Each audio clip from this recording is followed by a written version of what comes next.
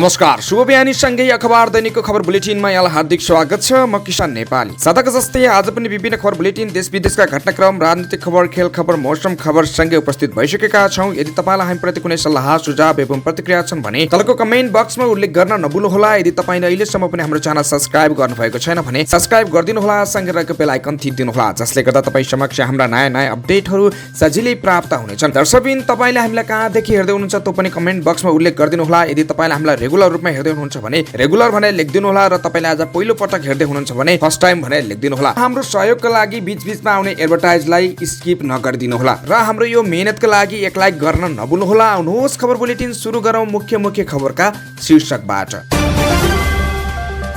नेपाली टिमलाई पाकिस्तानमा भिभिआइपी सुरक्षा। भारतको चन्द्रयान 3 चन्द्रमाको दक्षिण ध्रुवमा अवतरण। चन्द्रयान 3 को सफल अवतरणका लागि प्रधानमन्त्री प्रचण्डले भारतलाई दिए बधाई। चन्द्रयान 3 को सफल अवतरणपछि ओलीले भने पूर्वीय ज्ञानले सफलता हासिल गर्यो। एनसीएललाई काठमाडौँ उपत्यका अपराध अनुसन्धान कार्यालयको सम्मान। संसद अवरोधको विषयमा पनि छानबिन हुनुपर्छ, चित्रबहादुर केसी। डेङ्गी परीक्षणमा मनपरी शुल्क, सरकारले बनाए शुल्क निर्धारण समिति। 2 बुँदे ड्राफ्ट बारे ओली नेवाङ बीच सर्वदलीय बैठकमा भनाभन। निर्वाचन क्षेत्र विकासको बजेट तत्काल कार्यान्वयन नगर्न सर्वोच्चको आदेश। गिरीबन्धुमा अनुसन्धान जरुरी छैन, सरकारले आवश्यक देखे गर्न सक्छ ओली। मुख्यमन्त्री सहभागी कार्यक्रममै पानीको बोतलमा फोहोर भेटियो। सांसद तेजुलाल चौधरीको प्रश्न निजामती ऐन संसदमा कहिले पेश हुन्छ? बाबु पुस्ताको आडमा नवयुग राजहरूको हरकत निन्दनीय छ, रवि लामिछाने। जब ठुलालाई समात्नु पर्ने हुन्छ, सिआइबीको गाडी युटर्न हुन्छ, योगेश भट्टराई। धादिङ बस दुर्घटनामा 8 जनाको ज्यान गयो, 14 जनालाई थप उपचारका लागि काठमाडौँ लगियो। संयुक्त राष्ट्र संघको महासभामा सहभागी हुन प्रधानमन्त्री प्रचण्ड न्युयोर्क जाने मन्त्री परिषदद्वारा भ्रमण स्वीकृत। स्कुलभित्र पसेको भैँसी डाँट प्रयोग गरी नियन्त्रणमा लिइयो। सुन तस्करीको छानबिन गर्न अर्को महिना जाँचबुझ आयोग गठन हुने। साउनमै घट्यो वैदेशिक व्यापार, आयात निर्यात दुवै गिरावट। बबरमलमा निर्वाचनले पनि फिर्ता माग्यो कार्यालय।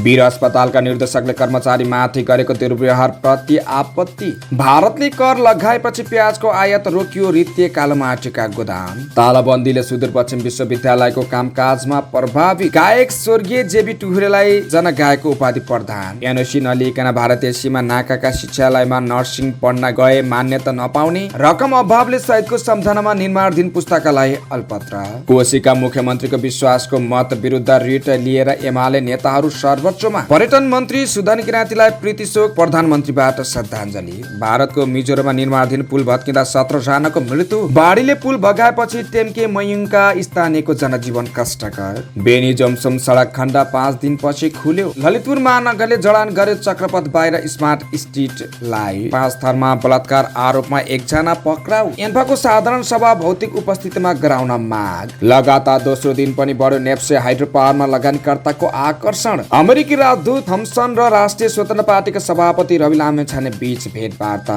र नेपालले कुवेतलाई 34 रनले हरायो, 90 रन पनि बनाउन सकेन। अब समाचार विस्तारमा। एसिया कप खेल्न पाकिस्तान पुगेको नेपाल राष्ट्रिय क्रिकेट टोलीलाई भिभिआइपी सुरक्षा प्रदान गरिएको छ। नेपाली क्रिकेट टिमलाई भिभिआइपी सुरक्षा प्रोटोकल प्रदान गरिएको पाकिस्तानी सञ्चार माध्यमले जनाएको छ। नेपाली टिम फ्लाइ दुबईको विमानमा हिजो कराची पुगेको थियो, जहाँ कडा सुरक्षा घेरामा पाकिस्तानी क्रिकेट बोर्डका पदाधिकारीले नेपाली खेलाडीलाई स्वागत गरेका थिए। त्यसपछि अघिपछि सुरक्षाकर्मीको स्कटिङमा नेपाली टिमलाई होटेलमा लगिएको छ। सुरक्षाको कारण देखाउँदै 10 वर्षसम्म अन्तर्राष्ट्रिय क्रिकेट टोली पाकिस्तान गएका थिएनन्। सन् 2009 मा श्रीलङ्काली क्रिकेट टिम माथि पाकिस्तानमा आतंककारी आक्रमण भएको थियो। त्यसको झन्डै 10 वर्षसम्म प्रतिस्पर्धी टिमले भ्रमण गर्न नमानेपछि पाकिस्तानले घरेलु मैदानमा खेल्न पाएको थिएन। सन् 2009 पछि एकैपटक सन् 2019 मा मात्र श्रीलङ्काले पाकिस्तान भ्रमण गरेको थियो। त्यसपछि मात्र अरू देशले पाकिस्तान गरेर खेल्न थालेको छन्। यो वर्षको सुरुमा न्युजिल्यान्डको आतिथ्यता गरेको पाकिस्तानले अहिले घरेलु मैदानमा अफगानिस्तानसँग श्रृङ्खला खेलिरहेको छ। कराची पुगेको नेपालले कडा सुरक्षा घेरामा रहेर एकसाथ अभ्यास गर्नेछ। यस क्रममा नेपाल स्थानीय टिमसँग अभ्यास खेल खेल्ने तालिका छ। भारतको चन्द्रयान 3 सफलतापूर्वक चन्द्रमाको दक्षिण ध्रुवमा अवतरण भएको छ। नेपाली समय अनुसार बुधबार बेलुका 6:19 बजे यानले चन्द्रमामा सफ्ट ल्यान्डिङ गरेको हो। भारतीय अन्तरिक्ष अनुसन्धान संस्थान इसरोले 1 महिना अघि यानलाई प्रक्षेपण गरेको थियो। अवतरणसँगै भारत चन्द्रमाको दक्षिण ध्रुवमा यान अवतरण गराउने पहिलो र चन्द्रमाको सतहमा चन्द्रयान सफलतापूर्वक अवतरण गर्ने चौथो देश बनेको छ। यसअघि अमेरिका, तत्कालीन सोभियत संघ र चीनले सफलतापूर्वक चन्द्रमाको सतहमा यान प्रक्षेपण गरेका छन्। चन्द्रमाको दक्षिण ध्रुवमा अवतरण गर्ने योजनाका साथ उडेको रुसको लुना 25 यान गत आइतबार चन्द्रमामा दुर्घटनाग्रस्त भएको थियो। उक्त घटनापछि चन्द्रयान 3 अवतरणका लागि वैज्ञानिकले सुरक्षित स्थानको खोजी गरेका थिए। अवतरणको दृश्यलाई इसरोले युट्युब र फेसबुकबाट प्रत्यक्ष प्रसारण गरेको थियो। ब्रिक्स सम्मेलनका लागि दक्षिण अफ्रिका पुगेका भारतीय प्रधानमन्त्री नरेन्द्र मोदीले प्रक्षेपण प्रसारण हेरेका थिए। त्यस्तै भारतको चन्द्रयान 3 चन्द्रमामा सफल अवतरण गरेको प्रति प्रधानमन्त्री पुष्पकमल दाहाल प्रचण्डले बधाई दिएका छन्। भारतले अन्तरिक्षमा पठाएको मानव रहित यान बुधबार साँझ 6 बजे चन्द्रमामा अवतरण गरेको छ। चन्द्रमाको सतहमा चन्द्रयान 3 को सफल अवतरण गरेर विज्ञान तथा अन्तर्राष्ट्रिय प्रविधिमा ऐतिहासिक उपलब्धि हासिल गरेकोमा प्रधानमन्त्री नरेन्द्र मोदी र भारतको इकोरो टोलीलाई हार्दिक बधाई दिन चाहन्छु, प्रधानमन्त्री प्रचण्डले सामाजिक सञ्जालमा लेखेका छन्। त्यस्तै भारतको चन्द्रयान 3 चन्द्रमामा अवतरण गराउन सफल भएपछि नेकपा एमालेका अध्यक्ष केपी शर्मा ओलीले भारतीय प्रधानमन्त्री नरेन्द्र मोदी र यहाँका जनतालाई बधाई दिएका छन्। भारतले अन्तरिक्षमा पठाएको मानव रहित यान बुधबार साँझ 6 बजे चन्द्रमामा अवतरण गरेको छ। यस लगत्तै पूर्व प्रधानमन्त्री समेत रहेका नेकपा एमालेका अध्यक्ष ओलीले सामाजिक सञ्जाल मार्फत बधाई दिएका हुन्। आज भारतको चन्द्रयान 3 चन्द्रमाको दक्षिणी ध्रुवमा अवतरण गरेको छ। यस मिसनको सफलताका लागि भारतीय प्रधानमन्त्री नरेन्द्र मोदीजी, वैज्ञानिक र भारतवासी सबैलाई बधाई। पूर्वीय ज्ञानले विज्ञानको क्षेत्रमा महत्त्वपूर्ण सफलता हासिल गरेको छ, हामी पनि खुसी छौं, उनले उल्लेख गरेका छन्। प्रधानमन्त्री पुष्पकमल दाहाल प्रचण्ड, पूर्व प्रधानमन्त्री शेरबहादुर देउवा र परराष्ट्र मन्त्री एनपी सावदले पनि बधाई दिएका छन्। नेपाल प्रहरी अन्तर्गत काठमाडौँ उपत्यका अपराध अनुसन्धान कार्यालयले अपराध अनुसन्धान तथा समग्र कार्य सम्पादनमा अतुलनीय योगदान पुर्याएको भन्दै एनसेल आजिटा लिमिटेडलाई सम्मान गरेको छ।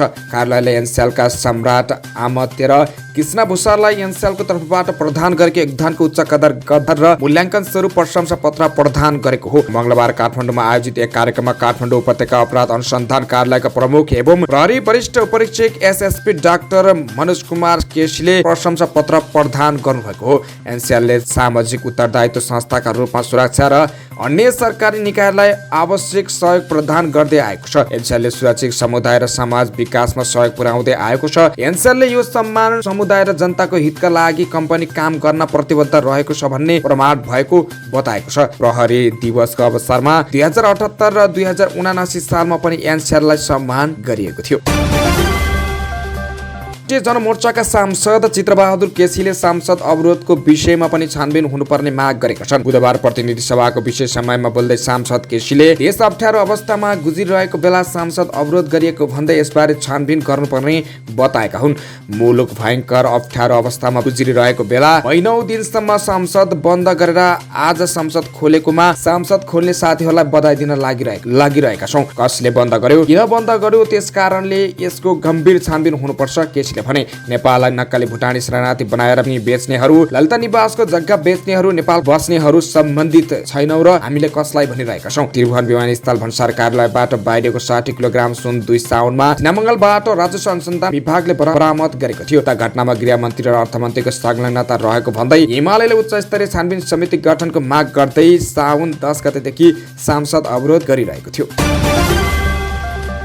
डेङ्गुको प्रकोप व्यापक बन्दै जाँदा परीक्षणका नाममा प्रयोगशालाहरूले 5 गुणासम्म बढी शुल्क असुलेको गुनासो सुनिन थालेको छ। र्यापिड डायग्नोस्टिक टेस्ट आरडीटी गर्दा निजी अस्पताल, क्लिनिक तथा सरकारी अस्पतालले पनि मनपरी शुल्क लिँदै आएका छन्। प्रति व्यक्ति 500 देखि 2500 सम्म उठाइरहेको गुनासो प्राप्त भएपछि स्वास्थ्य मन्त्रालयले शुल्क निर्धारण समिति बनाएको छ। परीक्षण शुल्कमा मनपरी भएको गुनासो आएपछि वैज्ञानिक ढङ्गले शुल्क तोक्न र अनुगमन गर्न स्वास्थ्य मन्त्री मोहन बहादुर नेतृत्वले दिएको निर्देशन अनुसार गुणस्तर मापन तथा नियमन महाशाखा प्रमुख डाक्टर मदन उपाध्यायको संयोजकत्वमा 4 सदस्यीय समिति गठन भएको छ। उक्त समितिमा डिपिडेमियोलोजी तथा रोग नियन्त्रण महाशाखाका प्रमुख डाक्टर रुद्र मरासिनी, राष्ट्रिय जनस्वास्थ्य प्रयोगशालाका निर्देशक डाक्टर रुना झा, व्यवस्थापक महाशाखा र association of invest health institute of Nepal अफिनका पदाधिकारी तोकिएको छ। स्वास्थ्य मन्त्रीले अनुगमन गरेर एक हप्ता भित्रैमा रिपोर्ट पेश गर्न निर्देशन दिएको एक सदस्यले बताएको छ। डेंगू संक्रमण बढेपछि अस्पतालले मनपरी शुल्क लिँदै आएको पाइएको छ। अबको एक हप्तासम्म शुल्क निर्धारण हुन्छ। यो शुल्क भन्दा बढी लिएको पाइएमा कारबाही समेत हुन्छ, ती सदस्यले भने। ती अधिकारीले किटको मूल्य र अन्य खर्च जोड्दा पनि 500 रुपियाँसम्म डेंगूको परीक्षण गर्न सकिने बताउँछन्। तर सरकारी तथा निजी प्रयोगशालाले चर्को शुल्क असुली रहेका छन्।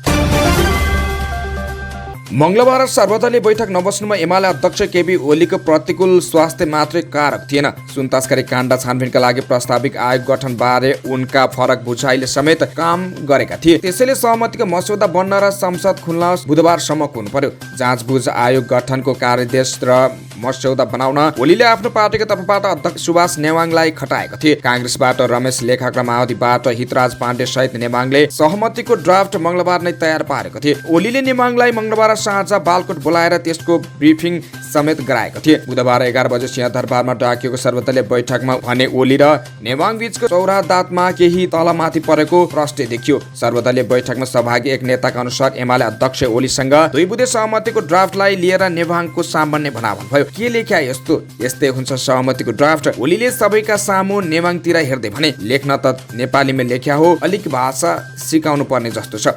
ओलीको प्रस्तुतिले बैठकमा असहजता छाएको थियो। नेवाङले पनि आफ्नो दलका अध्यक्षको प्रस्तुतिसँग संकोच माने। उनले ओलीतिर नहेरिकन जवाब फर्काए, लेख्नुपर्ने कुरा त्यही लेखेको छु, भाषाको ज्ञान हुनेहरूले आफै बुझ्नुपर्ने हो। ओलीले 2 बुँदे सहमतिको कुन शब्द वा प्रसङ्गमा चित्त नबुझाएका हुन् भन्ने कुरा बैठकमा सहभागीहरूले खुलाएनन्। बैठकले सुनकाण्डको छानबिन गर्न असोजमा जाँचबुझ आयोग बनाउने लगायतमा सहमति गरेको छ।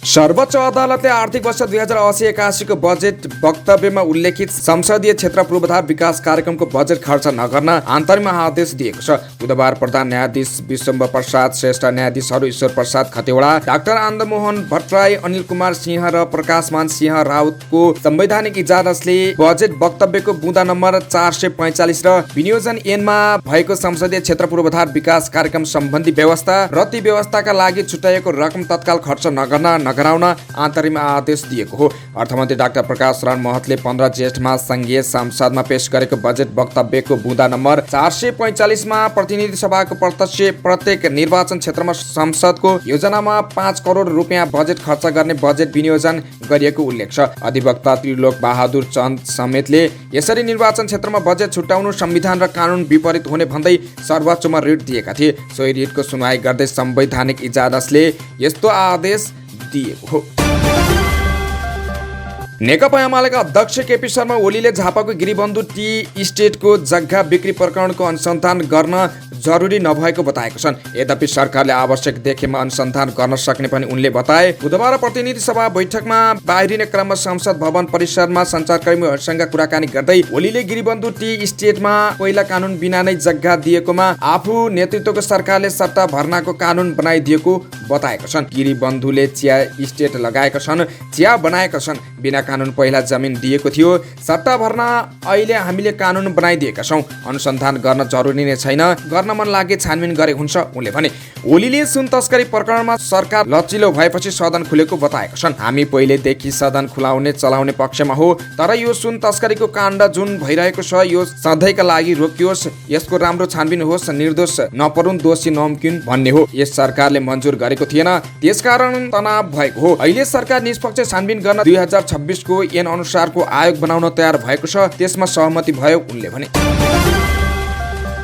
जिल्ला प्रशासन कार्यालय कास्कीले प्रशोधित पिउने पानी मिनरल वाटरको बोतलभित्र फोहोर भेटिएको भन्दै एक पानी उद्योग बन्द गराएको छ। गण्डकी प्रदेश मुख्यमन्त्री सुरेन्द्र राज पाण्डे सहभागी भएको कार्यक्रममा प्रयोग भएको पानीको बोतलभित्र लेउ जस्तो फोहोर भेटिएपछि प्रशासनले पोखरा महानगरपालिका 18 भकुण्डेमा रहेको नेपा फ्रेस मिनरल वाटरको उद्योग बन्द गराएको हो। भदौ 1 गते गण्डकी प्रदेश नीति तथा योजना आयोगले लेकसाइडको एक रिसोर्टमा दोस्रो पञ्चवर्षीय योजनाको तर्जुमा सम्बन्धी अन्तर्क्रिया कार्यक्रममा प्रयोग भएको बोतलको पानीमा फोहोर भेटिएको थियो। उक्त कार्यक्रममा गण्डकी प्रदेशका मुख्यमन्त्री सुरेन्द्र राज पाण्डे सहित 7 जना मन्त्री तथा कर्मचारी सहभागी थिए। पानीमा फोहोर भेटिएपछि मन्त्री कार्यालयले नै कैफियत देखाएको भन्दै बोतल प्रशासन कार्यालयमा पठाएको थियो। मुख्यमन्त्री कार्यालयबाट प्रमाण सहित बोतल आएपछि प्रशासन अनुगमनमा गएको हो। बुधबार सहायक प्रमुख जिल्ला अधिकारी गुरुदत्त ढकालको नेतृत्वमा पुगेको अनुगमन टोलीले हालका लागि उद्योग बन्द गराएर मौद्दातमा रहेका पानी बिक्री समेतमा रोक लगाएको छ। उद्योग सञ्चालक भीम प्रसाद शर्माले ब्याच नम्बर 60 मा उत्पादित पानीमा कैफियत देखिएको स्वीकारेका छन्। उनले बिजुलीको समस्याले गर्दा प्रशोधित पानीमा फोहोर पर्न गएको बताएका छन्। त्यो दिनको उत्पादनमा समस्या देखिएको थाहा पाउने बित्तिकै रोक्यौं, मार्केटमा छ भने निकालिहालौँ है भनेर, कहीँ छ भने ल्याइदिनुहोस् भनेर डिलरलाई पनि भनेका थियौँ उनले भने। तर निकै कम पानीका बोतल फिर्ता भए।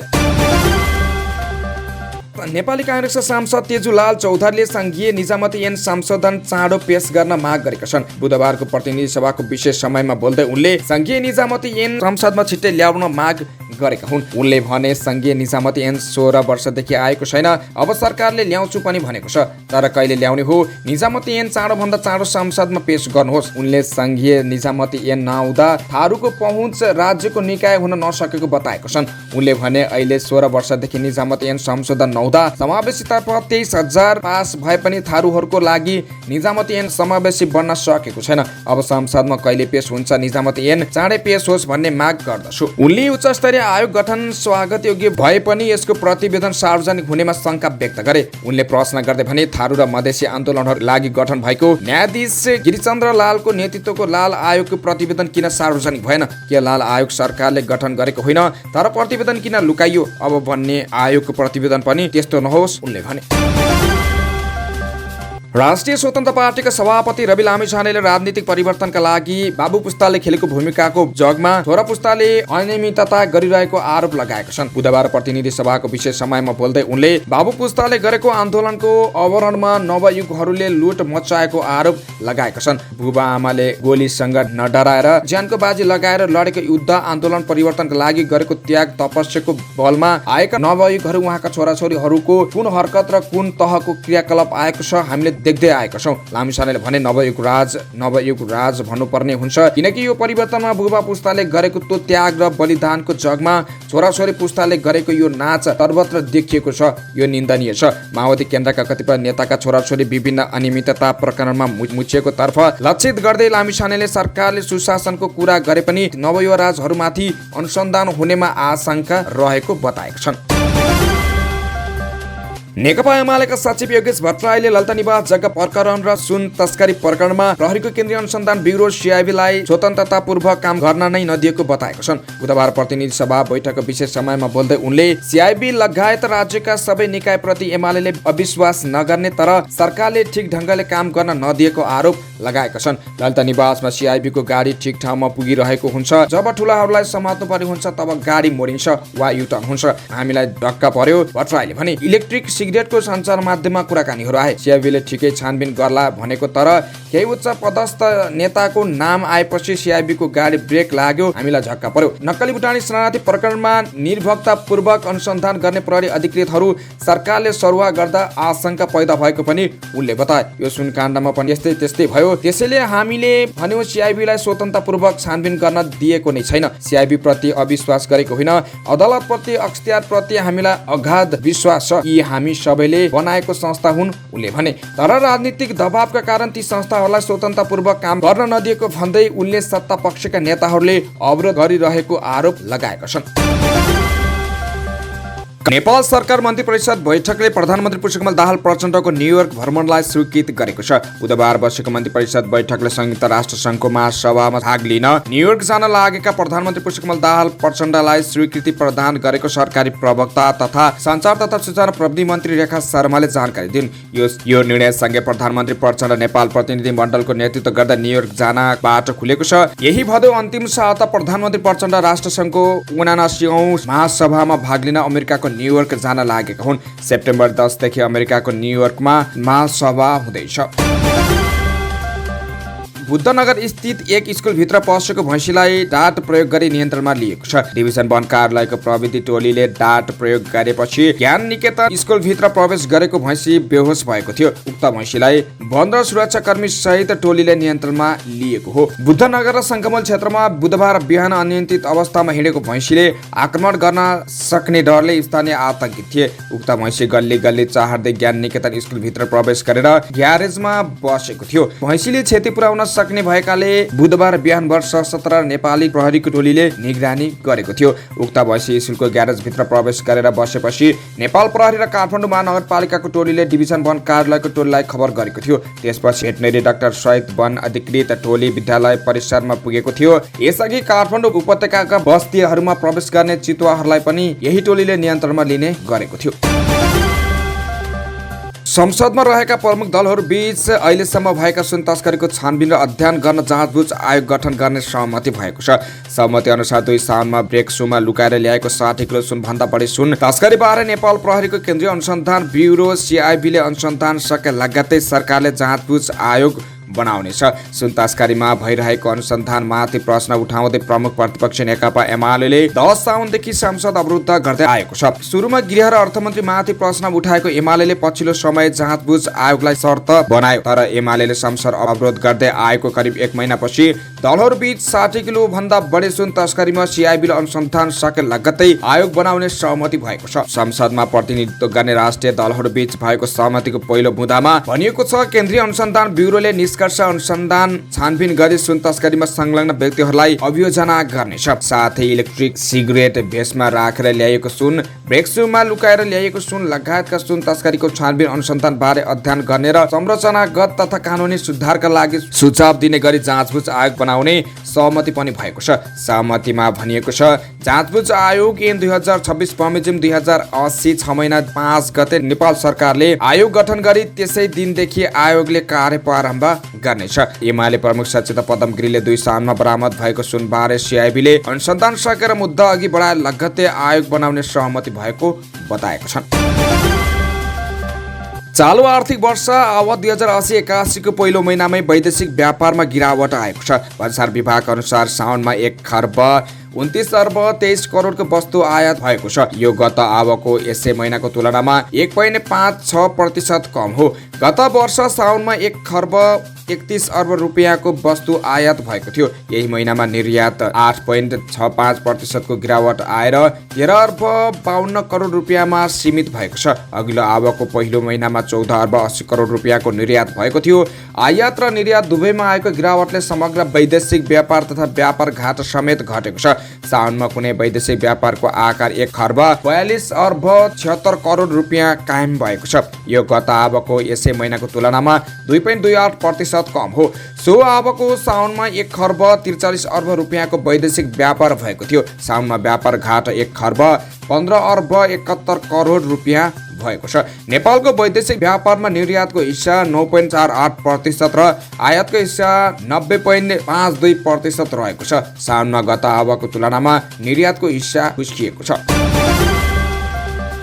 जिल्ला निर्वाचन कार्यालय काठमाडौँले पनि बबरमहल दरबारमा विगतमा आफूले प्रयोग गरेको कार्यालय फिर्ता मागेको छ। हालै प्रबलीकरण रेट्रोफिटिङ सकिएको बबरमहल प्रयोगको विषयमा महालेखा परीक्षकको कार्यालय र सडक विभाग बीच विवाद भइरहेको बेला जिल्ला निर्वाचन कार्यालयले पनि विगतमा आफ्नो स्वामित्वमा रहेको भाग फिर्ता मागेको हो। करिब 22 रोपनी क्षेत्रफलमा बनेको करिब 300 भन्दा बढी कक्ष रहेको बबरमहल दरबारमा महालेखा परीक्षकको कार्यालयले करिब 30 वटा कक्षमा आफ्ना निर्देशनालय राख्न खोजेपछि विवाद छ।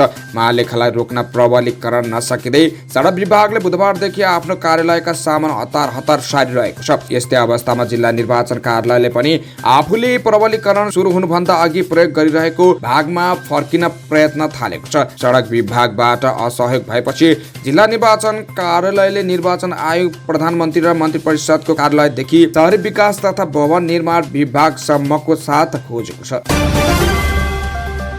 चिकित्सा विज्ञान राष्ट्रिय प्रतिष्ठान वीर अस्पतालका निर्देशक डाक्टर सन्तोष पौडेलले रेडियोलोजी विभागमा कार्यरत रेडियोग्राफी निरीक्षक द्वारिका यादवमाथि गरेको दुर्व्यवहार विरुद्ध कर्मचारीले विरोध जनाएका छन्। निर्देशक पौडेलमाथि कारबाहीको माग गर्दै मधेस स्वास्थ्य कर्मी forum Nepal, Nepal radiological society Nepal, Madhesi निजामती कर्मचारी मञ्च लगायतले विज्ञप्ति जारी गरेका छन्। साउन 32 गते निर्देशक पौडेलले वीर अस्पतालको सिटी स्क्यान कार्यकक्ष नजिकै आफूमाथि हातपात गरी अपशब्द प्रयोग गरेको दाबी दावी द्वारिका यादवले गरेका छन्। ड्युटीको समयमा बिरामीलाई अस्पतालको फार्मेसीमा उपलब्ध नरहेको, अल्ट्राभिट 370 mg बाहिरबाट किनेर ल्याउन भनेको न्युमा निर्देशक पौडेलले आफूलाई गाली गलौज गर्नुको साथै बिरामीकै अगाडि हातपात गरेको यादवको आरोप छ। निर्देशक पौडेलमाथि प्रधानमन्त्री कार्यालय, स्वास्थ्य मन्त्रालय, काठमाडौँ जिल्ला प्रशासन कार्यालय, मधेसी आयोग लगायतका ठाउँमा समेत उजुरी गरेको बताउँदै उनले हालसम्म सम्बन्धित निकायबाट व्यवस्था गरिएको बताएका छन्। तर निर्देशक पौडेलले आफू द्वारिकामाथि कुनै प्रकारको दुर्व्यवहार तथा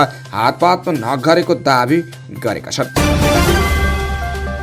भारतले प्याज निर्यातमा 40% महसुल लगाएपछि व्यापारीले प्याज आयात रोकेका छन्। आयात रोकेपछि कालीमाटी लगायतका मुख्य बजारमा प्याज अभाव भएको छ। भदौ 11 गते भारतले आफ्नो मुलुकबाट निर्यात हुने प्याजमा 40% भन्सार महसुल लगाउने निर्णय गरेको थियो। त्यसयता शनिबार र आइतबार प्याजको छिटपुट मात्रै कारोबार भए पनि सोमबारदेखि भने आयात र बिक्री नै ठप्प भएको कालीमाटी फलफुल तथा तरकारी बजार विकास समितिले जनाएको छ।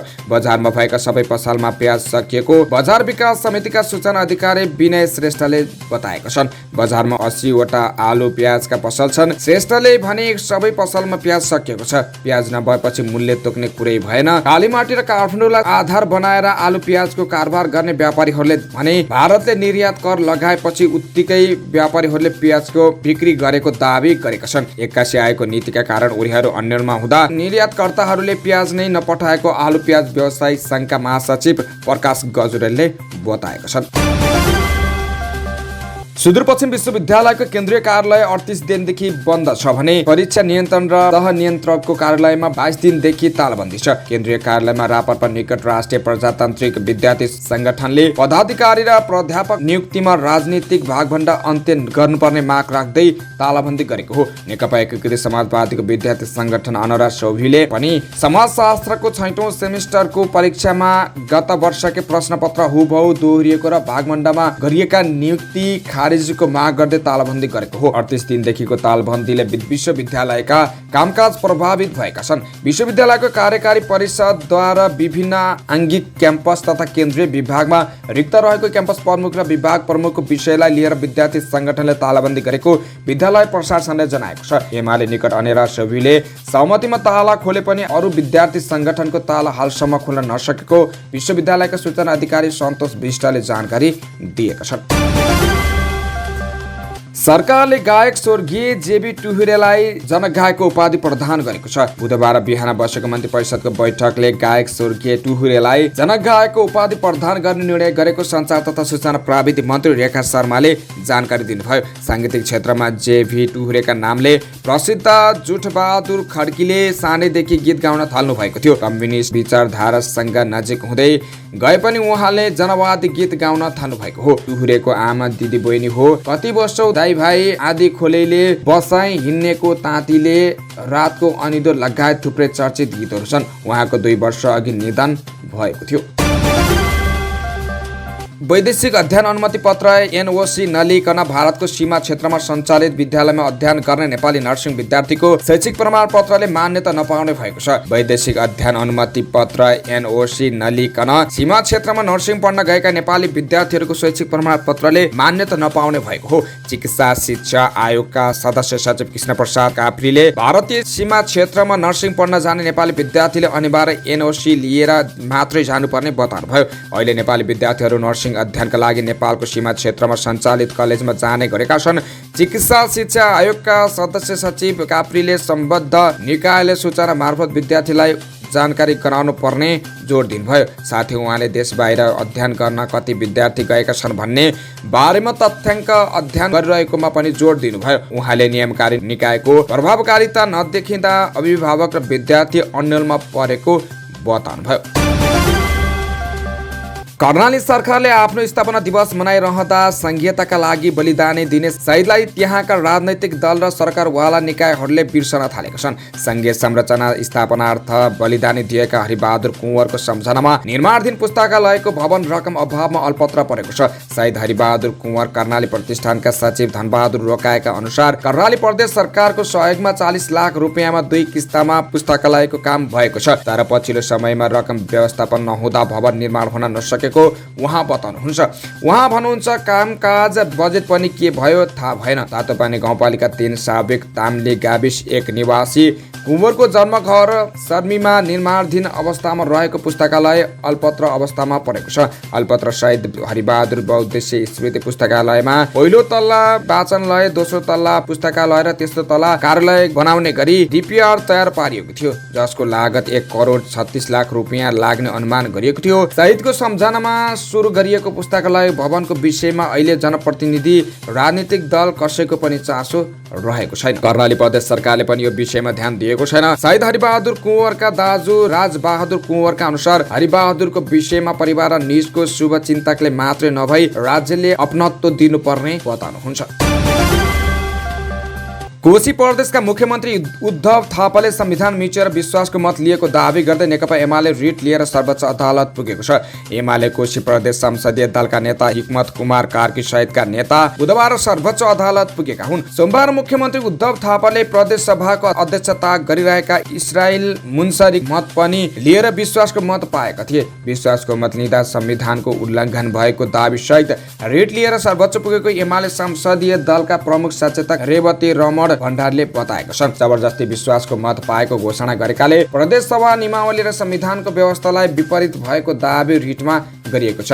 भदौ 4 गते दिउँसो 1 बजे प्रतिनिधि सभा बैठक बोलाएर उपसभामुख सिर्जना दुनुवा स्वास्थ्यको कारण देखाउँदै सोही दिन काठमाडौँ गएपछि प्रदेश सभा बैठक अध्यक्ष मण्डलका सदस्य कांग्रेसका प्रदेश सभा सदस्य इस्रायल मन्सुरीले सञ्चालन गरेका थिए। मुख्यमन्त्रीको विश्वासको मत सम्बन्धी प्रस्तावमा मत विभाजनपछि दिएको मत सच्याउने समयमा मन्सुरले सभा अध्यक्षको आसनमा माओवादी प्रदेश सभा सदस्य गीता तिमल सिन्हालाई बोलाएर मतदान गर्न गएका थिए।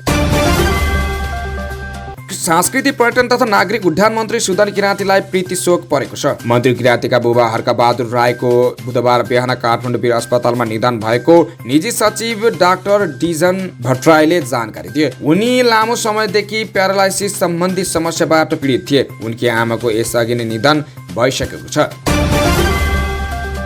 त्यस्तै प्रधानमन्त्री प्रचण्ड सहित मन्त्रीहरूले सांस्कृतिक पर्यटन तथा नागरिक उड्डयन मन्त्री सुदन किराँतीका बुबालाई श्रद्धाञ्जली अर्पण गरेका छन्। मन्त्री निवास पुलचोक पुगेर प्रधानमन्त्री प्रचण्ड, उपप्रधान तथा रक्षा मन्त्री पूर्णबहादुर खड्का, सञ्चार मन्त्री रेखा शर्मा, स्वास्थ्य मन्त्री मोहन बहादुर बस्नेत, भूमि सुधार मन्त्री रञ्जिता कोइराला लगायतले श्रद्धाञ्जली अर्पण गरेका छन्। श्रद्धाञ्जलीपछि सबलाई हेलिकप्टर मार्फत गृह जिल्ला भोजपुर लगिएको छ। बुबाकै इच्छा अनुसार गाउँमै अन्त्येष्टि गरिएको मन्त्री किराँतीको सचिवालयले जनाएको छ।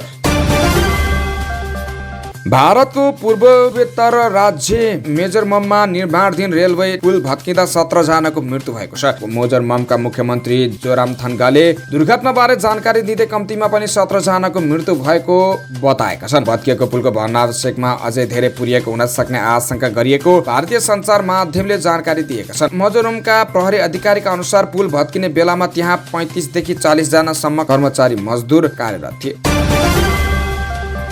टेङ्केमैयु गाउँपालिका 9 स्थित राउटे खोलाको झोलुङ्गे पुल बाढीले बगाएपछि स्थानीयलाई समस्या भएको छ। एक गाउँबाट अर्को गाउँ जोड्ने पुल बाढीले बगाएसँगै स्थानीयको जनजीवन कष्टकर बनेको हो। गत असार 8 गते आएको बाढीले राउटे खोलामा लगाएको ट्रस्ट ब्रिज बगाएपछि आवत जावतमा समस्या भएको स्थानीय वासीले बताएका छन्। पुल बगेपछि त्यहाँका बालबालिका ज्यान जोखिममा राखेर विद्यालय जान बाध्य छन्। राउटे, हिले, रूपाथुम्की र खानी गाउँका बालबालिकालाई दैनिक विद्यालय आवत जावत समस्या भएको सिंहदेवी माध्यमिक विद्यालयका प्रधानाध्यापक राजधन राईले जानकारी दिए। खोलामा ज्यान जोखिममा राखेर विद्यार्थी विद्यालय आउनुपर्ने स्थिति छ। बाढीले पुल बगाउँदा जनजीवन प्रभावित भएको छ। उनले भने पुलको कारण बालबालिकालाई विद्यालयसम्म नै आउन कठिन भएको छ। पानी परेको अवस्थामा उनीहरूलाई झनै जोखिम छ। खोलामा चाँडै पुल बनाउन त्यहाँका बासिन्दाले स्थानीय प्रदेश र संघीय सरकारसित माग गरेका छन्। ज्यानलाई जोखिममा राखेर खोला तार्नुपर्ने अवस्था रहेको कक्षा 11 मा पढ्ने छात्र दीपक विष्टले बताएका छन्। खोला तार्दा किताब कपीसँगै कपडा भिज्ने गरेको विष्टको भनाइ छ। मुस्ताङलाई राष्ट्रिय राजमार्गसँग जोड्ने बेनी जमसुम सडक अन्तर्गत म्याग्दीको अन्नपूर्ण गाउँपालिका 3 को जथले देवी दुवारी खण्डको सडक 5 दिनपछि सञ्चालन भएको छ। अन्नपूर्ण गाउँपालिकाको जलथले, गुइठे, सुकेबार, खामभित्ता लगायतका क्षेत्रमा अविरल वर्षासँगै 50 भन्दा बढी गाउँमा खसेको पहिरोको कारण 76 किलोमिटर दूरीको बेनी जोमसुम सडक खण्डमा शनिबारदेखि सिधा यातायात सञ्चालन हुन सकेको थिएन। बेनी जोमसुम कोरोला सडक आयोजनाका प्रमुख जगत प्रजापतिले पहिरो पन्छाएर बुधबार बिहान सडक खुलाइएको जानकारी दिए। कालीगण्डकीको कटान, कमजोर भौगोलिक पानीको उचित व्यवस्थापन नहुनु र शाखा सडकका कारण सिर्जना भएको पहिरोले जलथले, दुवानी खण्डको सडक छेदविच्छेद भएको छ। उनले भने 4 डोजर म लगायत आयोजनाका इन्जिनियर र प्रविधिकहरूको टोली 5 दिनदेखि खटेर सडक खुलाएका छौँ। सडक खुलेपछि जलथले र दाना क्षेत्रमा रोकिएका सवारी साधनहरू गन्तव्यतर्फ लागेका छन्। सडक अवरुद्ध भएपछि दानादेखि नारच्याङको कापरसम्म इलाम्बे सडकमा कष्टपूर्ण पैदल यात्रा गर्न बाध्य भएका थिए। सडक मर्मतका क्रममा गुइठेको भिरबाट खसेको ढुङ्गाले चोट लागेर सडक विभाग डिभिजन अपरेटर नारायण गिरी र सवारी चालक सुभाष कुमाल घाइते भएको आयोजना प्रमुख प्रजापतिले जानकारी दिएका छन्।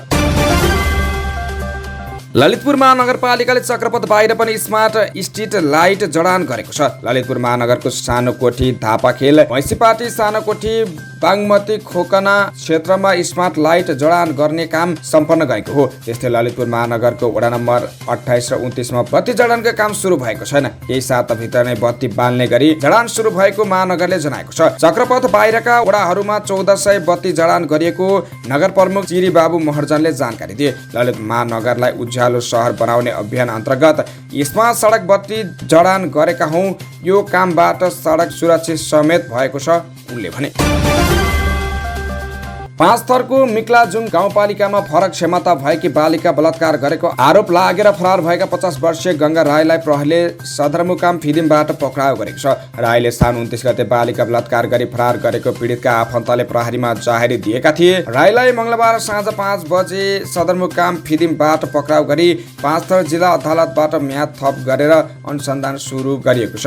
जिल्ला प्रहरी कार्यालय 5 थरका सूचना अधिकारी दिवस कुँवरले जानकारी दिनुभयो। यस्तै 5 थर प्रहरीले नागरिक कृत्य अभियोगमा 5 थर जिल्ला अदालतबाट दोषी प्रमाणित भएपछि फरार रहेका एकजनालाई पक्राउ गरेको छ। पक्राउ पर्नेमा फिदिम नगरपालिका 14 का मेघबहादुर राई रहेको 5 थर प्रहरीले जनाएको छ। राई विरुद्ध परेको नागरिकता कृत्य अभियोगको मुद्दामा 5 थर जिल्ला अदालत 2079 भदौ 16 गते भएको सुनाई पश्चात भएको फैसलामा दोषी ठहर गर्दै 20,000 रुपियाँ जरिमाना र 1 वर्ष कैद सजाय सुनाइएको थियो। शहीद स्मारक लिग खेल्ने 22 क्लबले अखिल नेपाल फुटबल संघ एन्फाको विशेष साधारण सभा भौतिक उपस्थितिमै गराउन माग गरेका छन्। बुधबार 7 दोपाटा स्थित एन्फा मुख्यालयमा पुगेर ए, बी र सी डिभिजन लिगका 32 क्लबमा प्रतिनिधिले कार्यवाहक अध्यक्ष वीरबहादुर खड्का, कार्यवाहक महासचिव अरुण मान श्रेष्ठ जोशी र कोषाध्यक्ष रविन्द्र जोशीलाई संयुक्त ज्ञापन पत्र बुझाउँदै यस्तो माग गरेका हुन्। एन्फाको 11 साउनमा बसेको बैठकले भदौ 24 गते विशेष साधारण सभा गर्ने निर्णय गरेको थियो। त्यो साधारण सभा भौतिक उपस्थितिमा र विभिन्न विषयमा सहज छलफल गर्न पाउने गरी आयोजना हुनुपर्ने उनीहरूको माग छ। 11 साउनको बैठकले लेखा परीक्षामा एसएलसी एसोसिएटलाई नियुक्ति गर्ने निर्णय गरिसकेको भन्दै त्यो निर्णयलाई अनुमोदन गर्नका लागि बोलाएको विशेष साधारण सभाको कुनै औचित्य नभएको पनि उनीहरूले बताएका छन्। शेयर बजारमा लगातार दोस्रो दिन पनि वृद्धि भएको छ। साताको चौथो कारोबारका दिन बुधबार शेयर बजार परिसूची नेप्से 29.47 अङ्कले वृद्धि हुँदा 2045.45 को बिन्दुमा बन्द भएको छ। मंगलबारको तुलनामा नेप्से परिसूची 1.46% वृद्धि भएको हो। गत सोमबार 2 महिनापछि 2000 को बिन्दुबाट झरेको नेप्से मंगलबार र बुधबार लगातार 2 कारोबारका दिन बढेको हो। मौद्रिक नीतिपछि निराश लगानी कर 1 भदौदेखि लागू हुने गरी निक्षेपको ब्याज दर बढ्दा थप निराश भएका थिए, जसले गर्दा मौद्रिक नीति सार्वजनिक भएको 7 साउनमा 2227 को बिन्दुसम्म पुगेको नेप्सेमा करिब 230 अङ्कको गिरावट भयो। तर मंगलबारदेखि भने नेप्से पुनः बढ्न सुरु भएको छ। नेप्सेको सबै उपसूचकमा वृद्धि हुँदा हाइड्रोपावर क्षेत्रले सोमबार बजारलाई लिड गरेको छ। हाइड्रोपावर उपसूचक सार्वजनिक 2.74% वृद्धि हुँदा जीवन बीमा उपसूची 2.51% र निर्जीवन बीमा उपसूची 2.16% बढेको छ। यस्तै बैंकिङ उपसूची पनि 0.75% वृद्धि भएको छ। नेप्सेसँगै कारोबार रकम पनि सामान्य बढेको छ। यो साताको लगातार 3 कारोबार दिन 1.5 अर्बबाट तल झरेको कारोबार रकम बुधबार भने बढेर 1.5 अर्ब नागेको छ। नेपालका लागि अमेरिकी राजदूत डिन आर थम्सन र राष्ट्रिय स्वतन्त्र पार्टीका सभापति रवि लामिछाने बीच भेटवार्ता भएको छ। राजदूत थम्सन सभापति रवि लामिछानेलाई भेट्न राष्ट्रिय स्वतन्त्र पार्टी कार्यालय वनस्थली पुगेका थिए। भेटवार्ताका क्रममा राष्ट्रिय स्वतन्त्र पार्टीका तर्फबाट प्रतिनिधि सभा सदस्य एवं पार्टीको अन्तर्राष्ट्रिय सम्बन्ध विभाग प्रमुख शिशिर खनाल, पार्टीको केन्द्रीय सदस्य प्रतिभा रावल लगायतको सहभागिता थियो। रावलले सामाजिक सञ्जाल मार्फत भेटबारे जानकारी दिएको हो। भेटवार्ताका क्रममा मुख्यतया नेपालको आर्थिक विकास र सुशासनका विषयमा छलफल भएको राष्ट्रिय स्वतन्त्र पार्टीले जनाएको छ। भेटमा नेपाली दिनहुँ भागिरहेको भिसा सम्बन्धी समस्या बारे पनि चर्चा भएको थियो। यस समस्या बारे आफू जानकार रहेको र त्यसको समाधान राजदूतावासको उच्च प्राथमिकतामा रहेको राजदूत थम्सनले जानकारी दिएका थिए। र समाचारको अन्त्यमा खेल खबर। 4 देश सम्मिलित टी20 श्रृङ्खलामा नेपालले कुवेतलाई 34 रनले हराएको छ।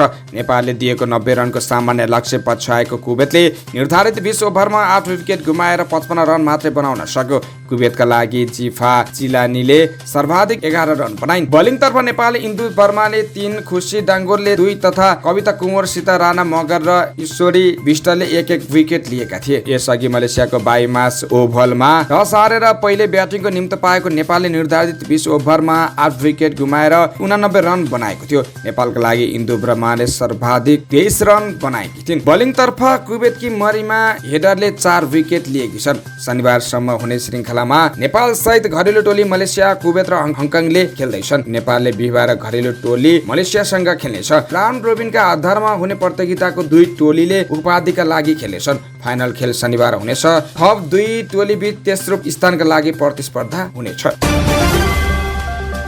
अवस्था यिनै खबरसँगै आजलाई अखबार दैनिक सकियो। बिदा हुन्छौँ। नमस्कार। हेर्दै रहनुहोला अखबार दैनिक।